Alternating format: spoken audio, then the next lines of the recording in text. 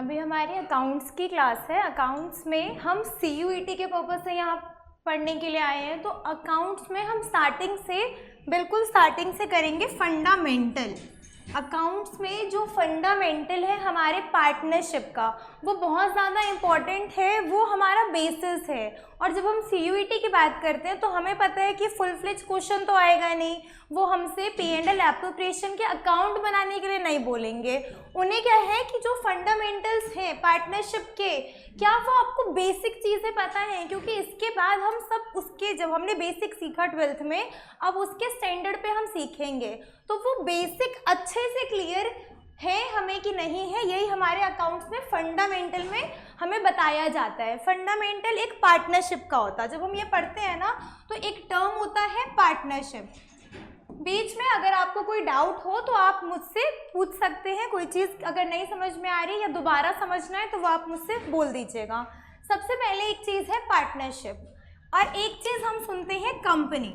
Partnership और company, partnership में भी क्या होता है, एक बिजनेस करने का तरीका। कंपनी भी क्या होती है, एक बिजनेस ही किया जा रहा है। इसके अलावा हम एक और सुनते हैं, पढ़ते हैं, सोल प्रोप्राइटरशिप। तीनों तरीके से हम बिजनेस करते हैं। HUF होता है। तो एक बिजनेस को फॉर्म करने के अलग अलग तरीके हैं। हम अपने 12th में पार्टनरशिप और कंपनी बहुत डिटेल में करते हैं। पार्टनरशिप की हमारी एक बुक है, कंपनीज की हमारी बुक है, तो हम सिर्फ इसके बारे में अच्छे से पढ़ेंगे। सोल प्रोप्राइटरशिप क्या होता है, जहां एक सिंगल पर्सन बिजनेस कर रहा है। HUF क्या होता है, जहां एक फैमिली, बिजनेस में पूरी की पूरी फैमिली इन्वॉल्व है। अब है partnership. Partnership, Indian partnership act 1932, इसका एक्ट दे रखा है 1932 इंडियन पार्टनरशिप एक्ट। इस एक्ट से ये गवर्न होता है। तो आपके एग्जाम में क्या क्या चीज़ें पूछी जा सकती हैं कि इस एक्ट का नाम क्या है, तो एक्ट के नाम के साथ एक्ट का ईयर हमें पता होना चाहिए। उसके अलावा पार्टनरशिप, पार्टनरशिप का मतलब क्या है, जब दो या दो से ज़्यादा पर्सन आपस में मिलते हैं, किस चीज़ के लिए, उसमें ज़रूरी क्या है कि वो लोग प्रॉफिट या लॉस शेयर करने के लिए, एक बिजनेस को साथ में करने के लिए है। अब जैसे हमने पार्टनरशिप का नाम लिया ना, हमने बोला 2 लोग ज़रूरी है, 2 और मोर पर्सन, लेकिन 2 और मोर पर्सन के साथ साथ एक शेयर, प्रॉफिट का शेयर होना चाहिए। जैसे हम 2 पर्सन, हम लोग मिले, हमने बोला कि चलो पार्टनरशिप अपनी स्टार्ट करते हैं। अब आपने बोला कि मैं सिर्फ पार्टनरशिप में रहूंगी, बट मैं बिजनेस में प्रॉपर तरीके से इन्वॉल्व नहीं होंगी, मुझे कोई प्रॉफिट या कोई लॉस नहीं चाहिए। तो वो केस क्या हुआ, आप एज अ हेल्पर मेरे साथ हो, लेकिन जब तक प्रॉफिट शेयर नहीं हो रहा तब तक वो बिजनेस पार्टनरशिप में कन्वर्ट नहीं होगी। तो पार्टनरशिप का मतलब 2 या 2 से ज़्यादा लोग जो आपस में मिले हैं, म्यूचुअल कंसेंट है दोनों की, ज़बरदस्ती किसी को लेके आके बोलो कि चलो पार्टनरशिप करते, इतने पैसे लेके आओ, वो नहीं चाहिए। म्यूचुअल कंसेंट है दोनों की, और दोनों ने एग्री किया है कि हम इस रेशियो में अपने प्रॉफिट या अपने लॉसेस फ्यूचर में बांटेंगे, फ्यूचर में शेयर करेंगे, वो होगा हमारा पार्टनरशिप। अब पार्टनरशिप एक्ट ने कुछ चीज़ें बोली हैं कि पार्टनर, सबसे पहले क्या चीज़ होती है कि रजिस्टर्ड। क्या पार्टनरशिप को, क्या हमने जो पार्टनरशिप की है उसको रजिस्टर करवाना कंपलसरी है? तो पार्टनरशिप को रजिस्टर कराना कंपलसरी तो नहीं है। आपसे एग्जाम में ये पूछा जा सकता है कि उसको कंपलसरी रजिस्टर करवाना है। कंपलसरी रजिस्टर नहीं कराना, उसके पीछे का रीज़न क्या है, हम इसलिए कंपलसरी रजिस्टर तो उन्होंने मना कर दिया, लेकिन कुछ फर्म्स, जो पार्टनरशिप फर्म्स होती हैं, वो अपने आप को रजिस्टर करवाती हैं। उस रजिस्टर करवाने के पीछे का रीज़न क्या है, लॉ ने बोल दिया ठीक है आपको रजिस्टर नहीं कराना, आप मत कराओ, लेकिन अगर आप रजिस्टर नहीं कराते हैं तो उसके कुछ कॉन्सिक्वेंसेस दे दिए कि अगर आपने रजिस्टर नहीं कराया ना तो आपको कुछ चीज़ें हैं वो आपको नहीं मिल पाएंगी, कुछ जो बेनिफिट्स हैं वो आपको नहीं मिल पाएगा। अब वो कुछ चीज़ें, वो जो कॉन्सिक्वेंसेस हैं वो क्या है, अगर आप अपनी फर्म चला रहे हो और आपकी फर्म रजिस्टर्ड नहीं है, आपने एक्ट में खुद को, अपनी फर्म को रजिस्टर नहीं कराया है, तो आप लॉ के पास, कोर्ट में नहीं जा सकते। अब क्या हुआ, एक फर्म थी ABC और एक कंपनी है XYZ, ठीक है। इस कंपनी, ये कंपनी रजिस्टर्ड नहीं है, हो सकता है वो फर्म ही हो या वो कंपनी है, बट ये रजिस्टर्ड है। अब 2 चीजें हो गई, एक है रजिस्टर्ड, एक है अनरजिस्टर्ड। मैं एक बार स्टार्टिंग से आपको ये कॉन्सेप्ट बता देती हूँ। हम जो इतनी देर से पढ़ रहे थे, हमारा जो टॉपिक है फंडामेंटल में हमें जो चीज़ पढ़नी है अपने CUET exam point of view से, वो इसकी जो मेन थ्योरी है, जो चीज़ें हम 12th के बोर्ड के एग्जाम के लिए थोड़ा कम या नेग्लेक्ट कर देते हैं, वो CUET में बहुत ज़्यादा इम्पॉर्टेंट है। फंडामेंटल में हमें सबसे पहले पार्टनरशिप, हमारा जो मेन अभी चैप्टर है, जो टॉपिक है, वो पार्टनरशिप का है। पार्टनरशिप गवर्न होता है इंडियन पार्टनरशिप एक्ट 1932 से।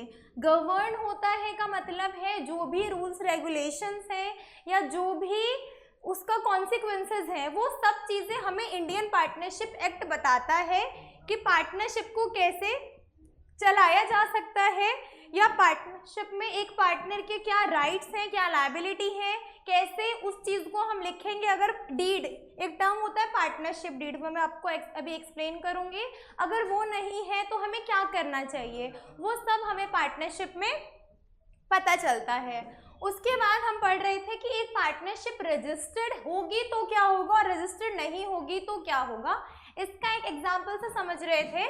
एक फर्म है ABC, वो एक अनरजिस्टर्ड फर्म है, उसने अपने आप को पार्टनरशिप एक्ट में रजिस्टर नहीं कराया। एक XYZ है, अब इस एग्जाम्पल में हम एक फर्म रजिस्टर्ड ले सकते हैं, एक कंपनी ले सकते हैं, एक फर्म लेके चल रहे हैं, दोनों एक फर्म है, एक अनरजिस्टर्ड है, एक रजिस्टर्ड है। अब ये ABC है, अनरजिस्टर्ड है, इसने क्या किया, एक डील की XYZ से और उसको गुड्स सोल्ड किए वर्थ 50,000, ठीक, 50,000 के गुड्स सोल्ड किए ऑन क्रेडिट पे किया, मतलब अभी पैसे तो मिले नहीं है, बट सामान चला गया XYZ लिमिटेड के पास। अब उन्होंने बोला था कि जो क्रेडिट पीरियड होगा वो होगा 3 मंथ्स का। अब 3 मंथ्स हो गए, 4 मंथ हो गए, 6 मंथ्स हो गए। ABC फर्म बार बार XYZ को बोल रही थी कि हाँ हमारे पैसे दे दो। अब XYZ इसको मना कर रही थी, टाल रही थी, आजकल कर रही थी। फिर ABC गई कोर्ट।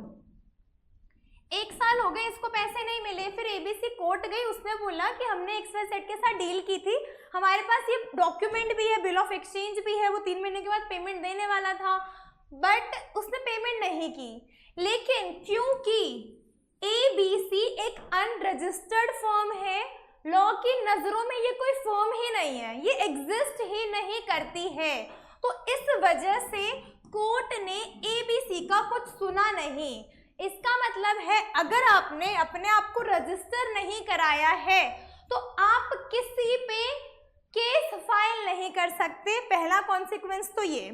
दूसरा, इस एग्जाम्पल को हम उल्टा कर देते हैं, मतलब XYZ ने, ABC ने गुड्स परचेज किए थे, XYZ ने गुड्स सोल्ड किए थे क्रेडिट पे, ABC के पास गुड्स आ गए। XYZ, अब पेमेंट की बारी ABC की थी, ABC पेमेंट नहीं कर रही थी, 3 month, 4 month, 5 month, 6 month, 1 year हो गया। अब XYZ लिमिटेड, XYZ जो रजिस्टर्ड फर्म है, वो जाती है कोर्ट के पास, वो बोलती है कि इसने हमसे जो सामान लिया था, गुड्स हमसे परचेज किया था, वो पेमेंट नहीं कर रहे। उस केस में कोर्ट XYZ फर्म जो रजिस्टर्ड फर्म है उसकी बात सुन लेंगे, क्योंकि यहाँ इस केस में अभी यहाँ जो एक रजिस्टर्ड फर्म है उसकी बात तो कोर्ट सुन लेगी, लेकिन जो अनरजिस्टर्ड फर्म होती है उसकी बात कोर्ट नहीं सुनती। मतलब अगर आप इंडियन पार्टनरशिप एक्ट में एक फर्म है, उस फर्म ने अपने आप को रजिस्टर करा लिया है, तब तो उसकी सारे जो चीज़ें हैं जो रेगुलर है, आप कोर्ट में जा सकते हो, ये सब आपके पास होगा। लेकिन अगर आपने रजिस्टर नहीं कराया है, आप एक अनरजिस्टर्ड फर्म हो, तो आपकी बात कोर्ट नहीं सुनेगा।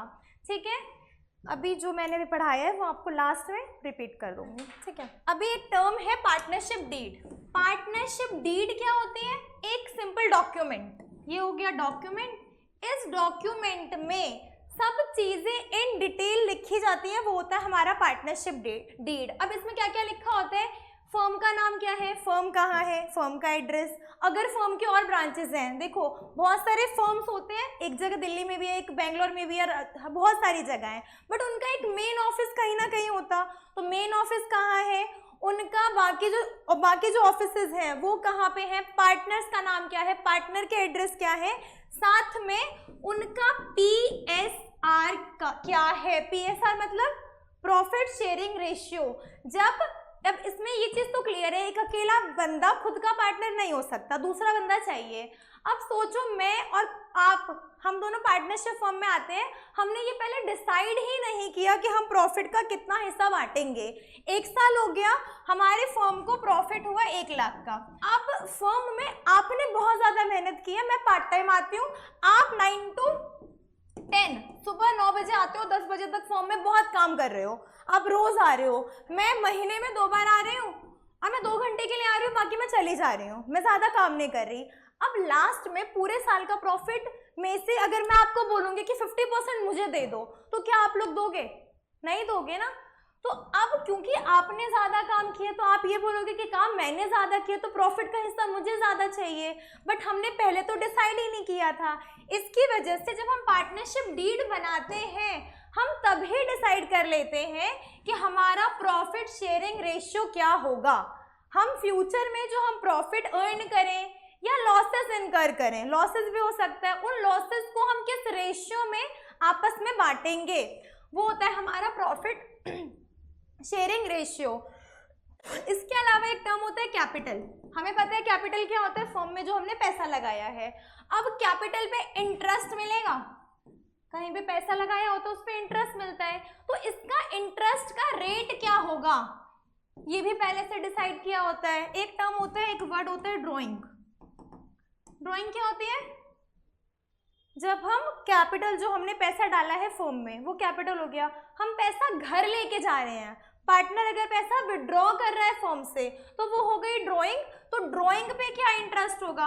अब देखो, इंटरेस्ट ऑन कैपिटल जो होता है ना, कैपिटल पे इंटरेस्ट फर्म दे रही है, क्योंकि कैपिटल एक पार्टनर ने दिया है तो फर्म उस पार्टनर को कैपिटल पे इंटरेस्ट देगी।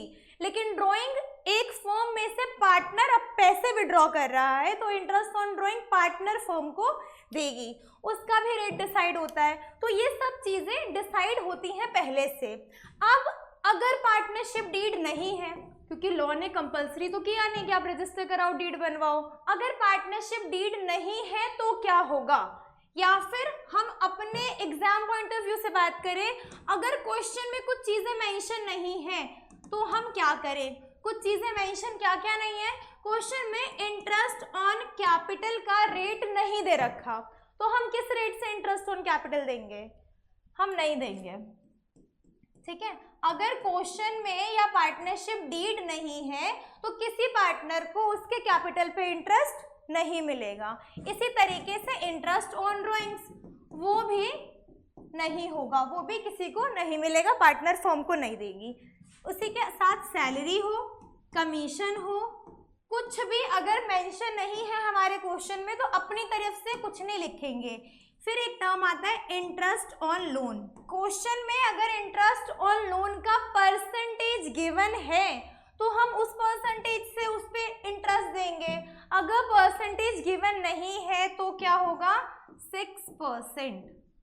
ये आपके सीवीटी एग्जाम में पूछा जा सकता है कि 6% के रेट से हम इंटरेस्ट देते हैं अगर क्वेश्चन में या पार्टनरशिप डीड में नहीं भी होता है, तो वो 6% से इंटरेस्ट किस चीज पे देंगे? Interest on capital, interest on loan या इंटरेस्ट ऑन ड्रॉइंग? तो उसका आंसर है इंटरेस्ट ऑन लोन। वो भी इंटरेस्ट ऑन लोन पार्टनर ने फर्म को दिया हो तो,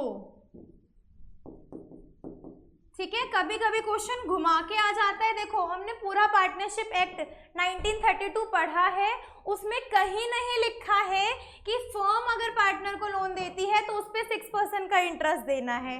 उसमें सिर्फ इतना लिखा है, एक पार्टनर अगर फर्म को लोन दे रही है तो फर्म उसको 6% का इंटरेस्ट देगी। यहाँ तक समझ में आई चीज? पार्टनरशिप डीड अगर ना हो तो हमें क्या करना है? पार्टनरशिप डीड अगर नहीं होगी तो इंटरेस्ट ऑन कैपिटल नहीं देंगे, इंटरेस्ट ऑन ड्रॉइंग नहीं लेंगे, सैलरी कमीशन नहीं देंगे, सिर्फ इंटरेस्ट ऑन लोन देंगे।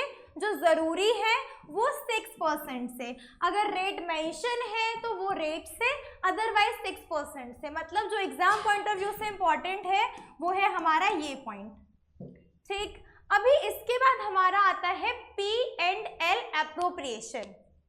P&L एप्रोप्रिएशन से पहले मैं बताती हूँ राइट्स ऑफ पार्टनर। अभी राइट्स ऑफ पार्टनर समझते हैं। राइट्स का मतलब क्या होता है? एक पार्टनर का जो हक है। अब एक पार्टनर के राइट्स क्या क्या होंगे? पहली चीज, फर्म चल रही है, फर्म को बंद कब किया जाए, ये भी तो पार्टनर डिसाइड कर लेता है पहले से, प्री डिटरमाइंड, तो वो चीजें। दूसरा, अब हम दो पार्टनर्स हैं, हम दोनों बहुत अच्छे से दूसरे को जानते हैं। अब जो दूसरा पार्टनर है या मैं अपने किसी फ्रेंड को इस पार्टनरशिप में लाना चाहती हूँ, बट मेरा वो फ्रेंड आपका फ्रेंड नहीं है, तो उस केस में क्या आप एग्री कर जाओगे उसको लाने के लिए? हो सकता है आप ना करो, हो सकता है वो मेरा फ्रेंड ना हो, मेरे घर का मेंबर हो। अब देखो, पहले 1 रुपये अगर हम अर्न कर रहे थे, 2 ही पार्टनर थे, तो दोनों को 2 रुपये लिख देते हो यहाँ पे, दोनों को 1 रुपीज मिल रहा था। लेकिन जैसे ही कोई तीसरा बंदा आ जाएगा तो ये मुझे 1 रुपी तो हमारा कम हो जाएगा ना, थोड़ा थोड़ा। अब हो सकता है मैंने ये सोचा कि मैं अपने फैमिली मेंबर को ले आऊं, तो इस 2 रुपये में से 1 रुपये हम दोनों लेके जाए, मतलब जो मेरा पॉइंट होगा वो, ये 3 रुपये अगर हो गए तो मेरे घर तो 2 रुपये जा रहे हैं, आपके घर 1 रुपये ही जा रहा है, तो दूसरे पार्टनर, सामने वाले पार्टनर का लॉस हो सकता है। तो उस केस में क्या होता है, पार्टनर के पास राइट होता है कि वो दूसरे पार्टनर को मना कर सके कि आप किसी को एडमिट नहीं कर सकते। मतलब अगर हमें पार्टनरशिप फॉर्म में, ABC पार्टनरशिप फॉर्म है, पहले से 2 पार्टनर है, किसी तीसरे पार्टनर को अगर लाना है तो दोनों पार्टनर की कंसेंट होनी जरूरी है। तो ये सब क्या होता है, एक पार्टनर का राइट होता है। एक पार्टनर का राइट होता है कि वो बुक्स को देख सके, बुक्स मतलब जो बुक्स ऑफ अकाउंट्स हम मेंटेन करते हैं फर्म में, उसको वो कभी भी आके देख सके, वो सामने वाले जो पार्टनर है उससे चीजें पूछ सके कि ये आपने क्या किया है। दूसरा, पार्टनर की लायबिलिटी भी होती है। पार्टनर की लायबिलिटी, इसको अच्छे से समझते हैं, ये क्या होता है। अब 2 पार्टनर है, A और B, ये दोनों पार्टनर फर्म में बहुत अच्छे से काम कर रहे हैं, अभी बहुत अच्छा प्रॉफिट किया, तो A चला गया घूमने सिंगापुर, पीछे से B था, वो बहुत और अच्छे से काम कर रहा था। अब क्या हुआ, एक कोई इलीगल बिजनेस का कोई आइडिया आया B को, अब B उसमें लग गया। वो जो बिजनेस कर रहा था इलीगल, उस साइड में, मतलब उसने क्या किया, ABC जो उसने पार्टनरशिप फर्म दोनों की थी, उसी के अंदर ही ये काम करना शुरू कर दिया। बीच में फिर पुलिस आई, पुलिस ने B को अरेस्ट किया। अब देखो यहाँ क्या हुआ, दोनों पार्टनर हैं, दोनों साथ में काम कर रहे हैं, लेकिन ये जो इलीगल काम था वो सिर्फ B ने किया था। बट A को क्या जेल में जाना पड़ेगा कि नहीं पड़ेगा, ये एग्जाम में पूछा जा सकता है। तो A को भी जाना पड़ेगा, क्योंकि जब आप किसी पार्टनरशिप फर्म में हो, आपका अगर एक पार्टनर कुछ अच्छा करता है तो वो अच्छा भी आपको मिलता है। हो सकता है इन्हें बहुत अच्छा प्रॉफिट किया 50 लाख का, उसका शेयर आपको मिलेगा। उसी की तरह अगर एक पार्टनर कुछ बुरा करता है, कुछ ऐसा काम करता है कि जिसमें उससे जेल जाना पड़े, तो पूरे फर्म में जितने पार्टनर हैं उन सबको वो कॉन्सिक्वेंसेस झेलने पड़ेंगे, वो सबके साथ होगा। ऐसा नहीं है कि सिर्फ एक पार्टनर ने अच्छा किया वो हमें मिल जाएगा, उसने कुछ गलत काम किया तो हम बोल देंगे कि मैं तो यहाँ था ही नहीं। आप ऐसे बोल के बच के नहीं भाग सकते, आप थे या नहीं थे, लेकिन ये काम तो पार्टनरशिप के बीच में ही हुआ है, पार्टनरशिप के नाम से ही हुआ है। इसलिए बोला जाता है कि पार्टनरशिप हमेशा नोन पर्सन के साथ करना चाहिए। अब हमारा आता है प्रॉफिट एंड लॉस एप्रोप्रिएशन, जो हम 12th में बहुत अच्छे से सीखते हैं। हमने उसकी थ्योरी पढ़ी हो कि ना पढ़ी हो, हमें ये आता है profit and loss appropriation account banana.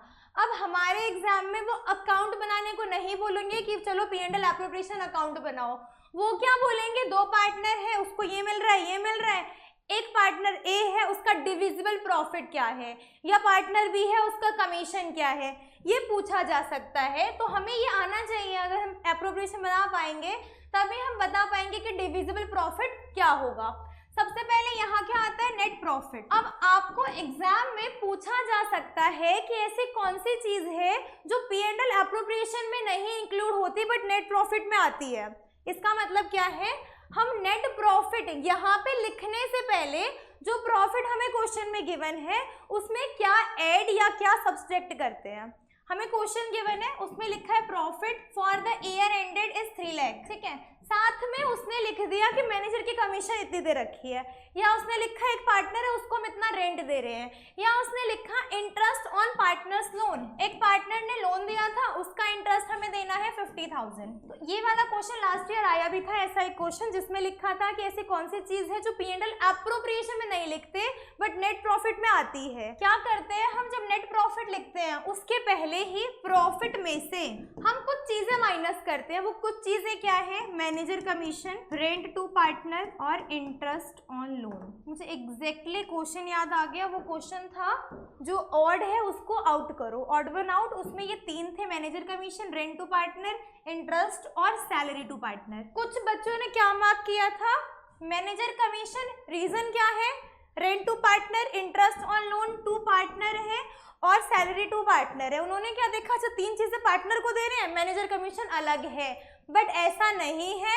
Manager commission, rent to partner, interest on loan to partner ये सब एक है, क्योंकि ये प्रॉफिट में से माइनस किया जाता है नेट प्रॉफिट को डिटरमाइन करने के लिए।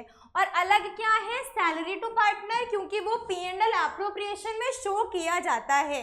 ये आई गेस बोर्ड का पेपर का ये क्वेश्चन था जो एग्जाम में गलत करके आए थे कुछ बच्चे।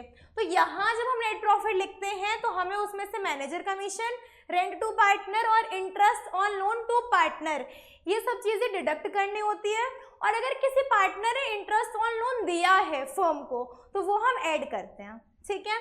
उसके बाद इंटरेस्ट ऑन कैपिटल, अगर क्वेश्चन में इंटरेस्ट ऑन कैपिटल गिवन है तो इंटरेस्ट ऑन कैपिटल लिखते हैं। अब एक और चीज मैं बताती हूँ, वो क्या है, जब हम यहाँ पे प्रॉफिट बांट रहे हैं, P&L एप्रोप्रिएशन कर रहे हैं, तो ये प्रॉफिट हम क्या कर रहे हैं, पार्टनर्स को बांट रहे हैं। तो हम प्रॉफिट को क्या क्या करके बांट रहे हैं, प्रॉफिट को डायरेक्ट नहीं बांट रहे। प्रॉफिट में हमने कर दिया, इंटरेस्ट दे दिया कैपिटल पे, हमने उनको सैलरी दे दी, रेम्यूनरेशन दे दिया, हमने उनको कमीशन दे दिया, ठीक है। इस तरह ये सब करके फिर अगर कुछ बच रहा है वो होता है हमारा डिविजिबल प्रॉफिट, उसको हम बांटते हैं। हम अपना जब एप्रोप्रिएशन बनाते हैं तो यहाँ पे क्या लिख रहे हैं, इंटरेस्ट ऑन कैपिटल, सैलरी या रेम्यूनरेशन, फिर हम लिखते हैं कमीशन, यहाँ हम लिखते हैं इंटरेस्ट ऑन ड्रॉइंग्स, फिर यहाँ टोटल, ये टोटल जो बैलेंसिंग फिगर होता है वो बैलेंसिंग फिगर होता है हमारा डिविजिबल प्रॉफिट। ये हम पूरे साल बनाना सीखते हैं P&L एप्रोप्रिएशन। अब ये हमें क्लियर है। अब एक चीज देखो, हम अपने प्रॉफिट को ही पार्टनर्स में बांट रहे हैं, इंटरेस्ट ऑन कैपिटल के फॉर्म में, सैलरी रेम्यूनरेशन के फॉर्म में, कमीशन के फॉर्म में, फिर जो बचा उसको भी बांट दिया। अब अगर लॉस है तो हमें ये पता है प्रॉफिट अगर पार्टनर लेके जा रहा है तो लॉस भी पार्टनर ही देगा। लॉस का जो पैसा है वो पार्टनर ही भरेगा, पार्टनर ही देगा उसके पैसे। तो अब जो हमारा लॉस हो रहा है उस लॉस से क्या हम इंटरेस्ट ऑन कैपिटल देंगे, उस लॉस से क्या हम सैलरी या रेम्यूनरेशन देंगे या हम कमीशन देंगे, वो हम नहीं देंगे। उसके पीछे का रीजन क्या है, जब हम प्रॉफिट हमारे पास है वो प्रॉफिट हम पार्टनर्स में बांट रहे हैं, वो एक्स्ट्रा है। अगर लॉस भी बांटेंगे तो हमारा लॉस ज्यादा हो जाएगा ना। उसके पीछे का रीजन क्या है, हमारे ऑलरेडी 50,000 का लॉस है, ठीक है। इंटरेस्ट ऑन कैपिटल बनता है 10,000। हमने लॉस के बावजूद अगर 10,000 पार्टनर्स को देने के लिए दिखाया है तो हमारा लॉस बढ़ जाएगा, लॉस हमारा बढ़ता जाएगा। वो लॉस अल्टीमेटली पार्टनर को देना है। तो अगर लॉस के बावजूद हम पार्टनर को कुछ चीजें दे रहे हैं तो इसका मतलब क्या है कि पार्टनर एक जेब में पैसा रख रहा है, दूसरे जेब से पैसा निकाल के फर्म को दे रहा है। तो इन शॉर्ट हमें क्या करना है, अगर लॉस होता है तो हम पार्टनर को इंटरेस्ट ऑन कैपिटल नहीं देते हैं, सैलरी रेम्यूनरेशन नहीं देते हैं, कोई कमीशन नहीं देते हैं। ये चीज एग्जाम में पूछी जाएगी तो हमें क्या लिखना है, in case of loss nothing is provided to partner. But इसका भी एक एक्सेप्शन है, वो क्या है, एप्रोप्रिएशन। और एक टर्म होता है चार्ज। देखो चार्ज का मतलब क्या होता है कि आपको वो चीजें प्रॉफिट है या लॉस है आपको देनी पड़ेंगी। जैसे हम 11th में P&L अकाउंट बनाना सीखते हैं तो 11th के P&L में हमारा लॉस भी होता है। उसके पीछे का रीजन क्या है, वहां जितने खर्चे हैं ना वो करने जरूरी हैं, वो चार्ज अगेंस्ट प्रॉफिट होता है। मतलब आपका प्रॉफिट है तब भी करना पड़ेगा, आपका लॉस है तब भी करना पड़ेगा। वहां क्या खर्चे थे, रेंट, प्रॉफिट है या लॉस है, रेंट तो देना पड़ेगा ना। हम थोड़ी ना बोलेंगे कि हमारा हिस्सा लॉस हुआ है तो आप रेंट मत लो। इसी तरीके से हमारे इलेक्ट्रिसिटी बिल, अब ये सारी चीजें क्योंकि चार्ज अगेंस्ट प्रॉफिट है तो ये हमें देनी ही पड़ती हैं। इसी तरीके से अगर आपको एग्जाम में क्वेश्चन आया कि आपका लॉस है, ठीक है, आपके फर्म को लॉस हुआ है, आपका इंटरेस्ट ऑन कैपिटल 10% है कैपिटल पे और ये चार्ज अगेंस्ट प्रॉफिट है, ठीक है, तो अगर चार्ज अगेंस्ट प्रॉफिट है तो ये हमें देना पड़ेगा। हम P&L एप्रोप्रिएशन में इसको शो करेंगे चाहे हमारा लॉस इंक्रीज हो जाए। लेकिन अगर ये वर्ड ना हो, हमें चार्ज अगेंस्ट प्रॉफिट नहीं दे रखा, हमारा लॉस है, तब उस केस में हम लॉस में इंटरेस्ट ऑन कैपिटल नहीं देंगे, हम सीधा लॉस को बांट देंगे। मतलब क्वेश्चन हमें कैसे करना है, हम net profit credit side show करते हैं, नेट लॉस हमने डेबिट साइड शो किया। नेट लॉस है हमारा 50,000 का, दो पार्टनर्स हैं, बस दोनों को बांट दो। यहाँ लिखेंगे डिविजिबल लॉस ए बी। आपके सीयूईटी में क्या पूछेंगे कि बी कितना लॉस, बी का कितना डिविजिबल लॉस है, तो आपको सीधा बी का अमाउंट लिखना है। वो कैसे लिखेंगे, आपको रेशियो गिवन होगी। इन केस रेशियो नहीं गिवन तो क्या करेंगे, इक्वल रेशियो। अगर किसी भी क्वेश्चन में हमें रेशियो नहीं दे रखी होती है तो वो हमेशा इक्वल माना जाएगा, 1:1।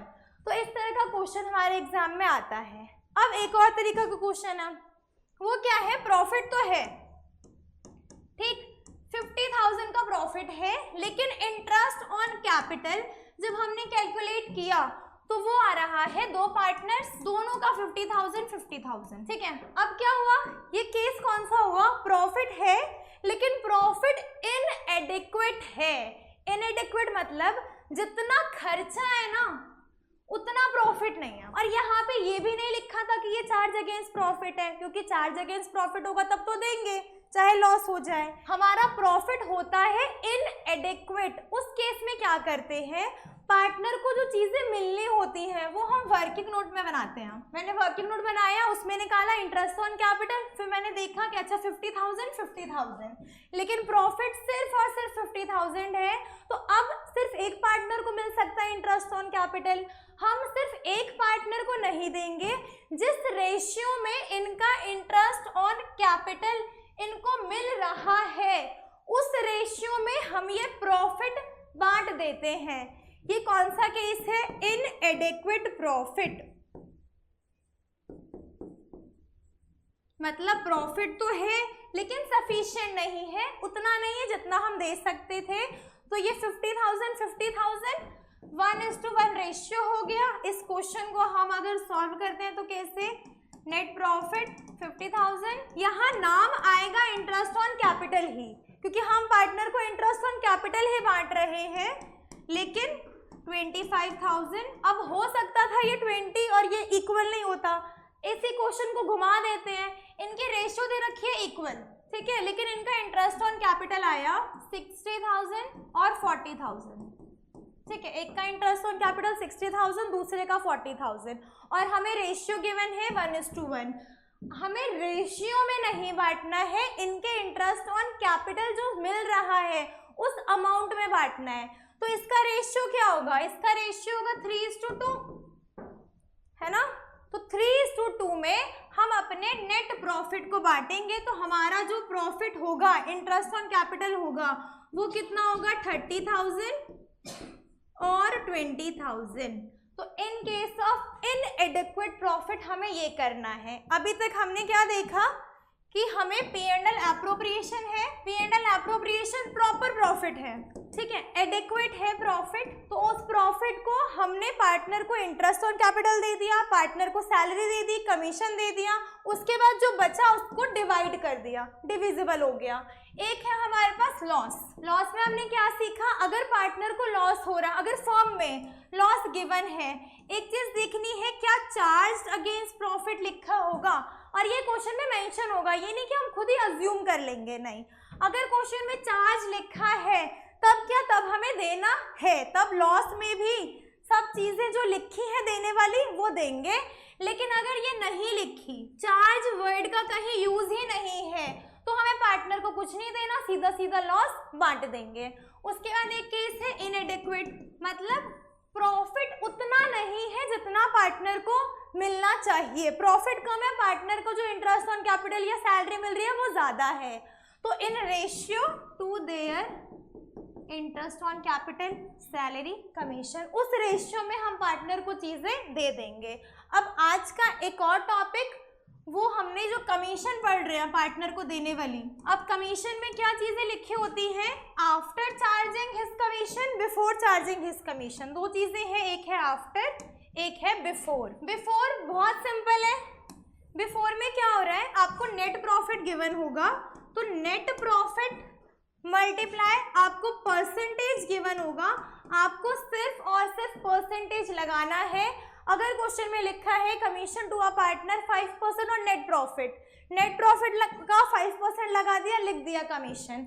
बट अगर क्वेश्चन में लिखा है कमीशन देना है आफ्टर चार्जिंग हिज कमीशन, जो पूरा लाइन होती है वो होती है आफ्टर चार्जिंग हिज कमीशन, ठीक है। उस केस में क्या होता है, हमें नेट प्रॉफिट लेना होता है, ठीक है।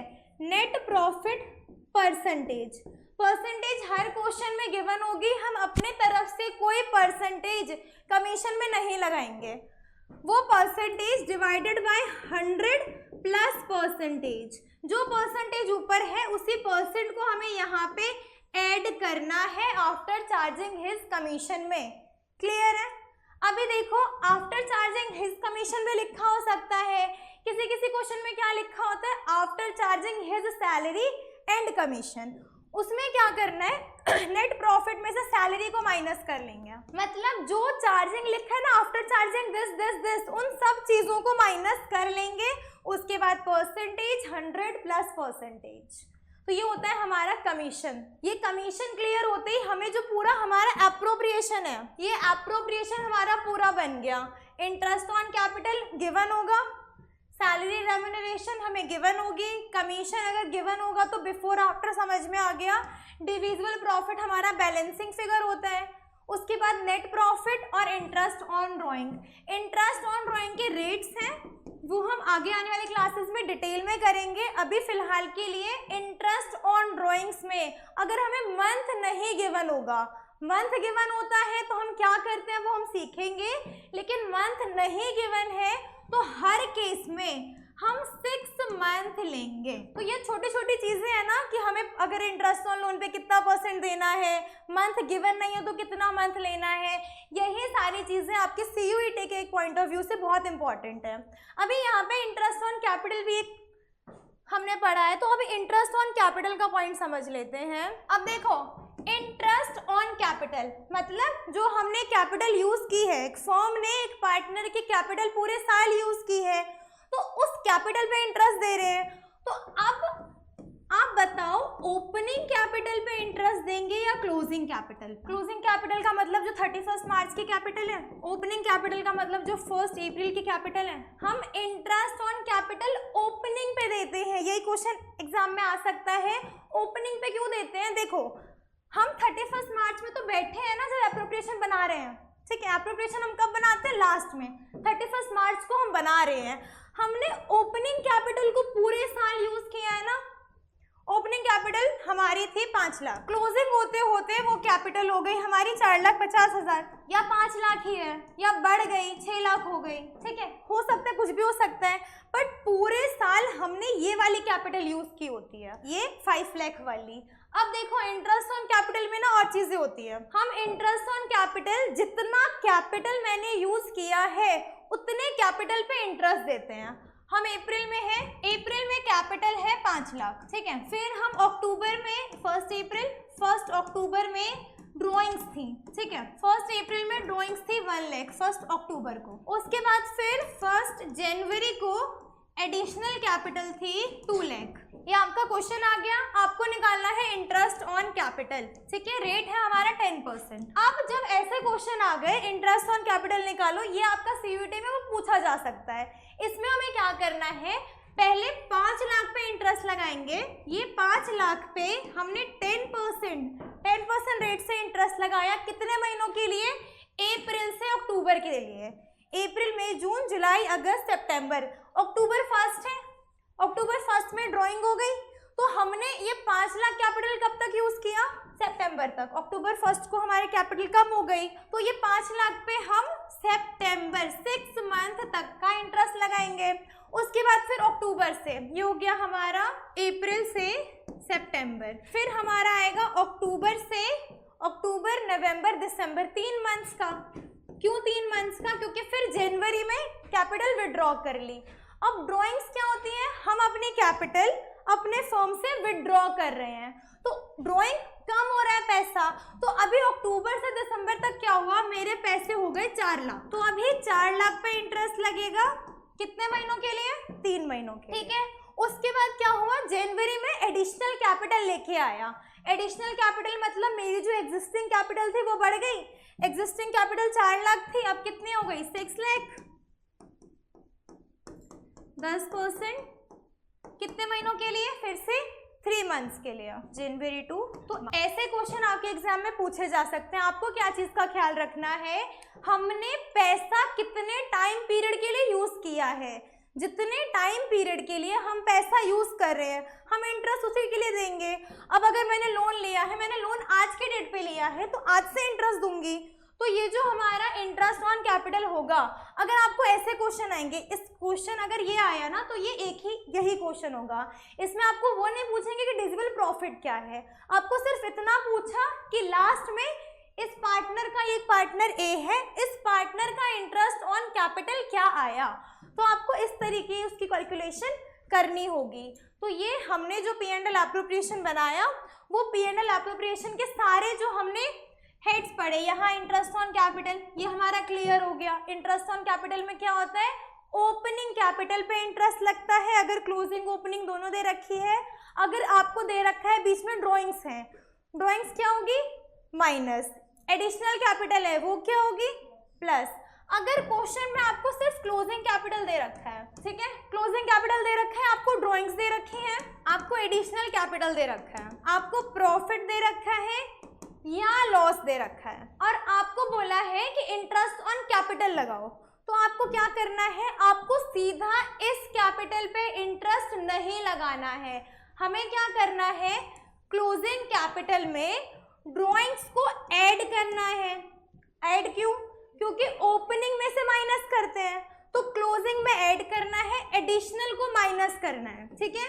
अगर प्रॉफिट है तो उसे क्या करना है, माइनस, लॉस है तो उसको करेंगे ऐड, तब आता है हमारा ओपनिंग कैपिटल। फिर हम अपने ओपनिंग कैपिटल पे इंटरेस्ट लगाते हैं। इस चीज का हमेशा ध्यान रखना है, इंटरेस्ट ओपनिंग पे लगता है, क्लोजिंग पे नहीं लगता। क्लोजिंग पे लगा के आओगे, क्वेश्चन गलत होगा। क्लोजिंग से ओपनिंग पे आने के लिए क्या करना है, ड्रॉइंग को ऐड करना है, एडिशनल कैपिटल को माइनस करना है, प्रॉफिट को माइनस और लॉसेस को ऐड, देन ओपनिंग कैपिटल पे लगाना है इंटरेस्ट।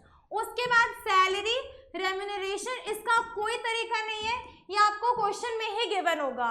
अब क्वेश्चन में इस तरीके से गिवन हो सकता है, पर मंथ की सैलरी, पर मंथ की सैलरी है, पूरे साल की निकालने के लिए क्या करना है, 12 से मल्टीप्लाई। पर क्वार्टर की दे रखी है, पर क्वार्टर को पूरे साल के लिए निकालना है, क्या करना है, 4 से मल्टीप्लाई। पर एनम वो पूरे साल की ही सैलरी है।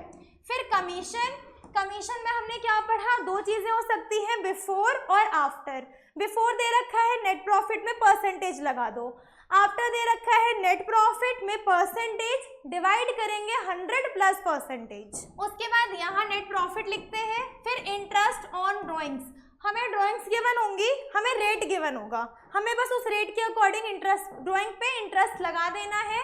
डिविजिबल प्रॉफिट हमारा बैलेंसिंग फिगर होता है। बैलेंसिंग फिगर कैसे कैलकुलेट करते हैं, क्रेडिट साइड का टोटल माइनस डेबिट साइड का टोटल, ये होता है हमारा बैलेंसिंग फिगर।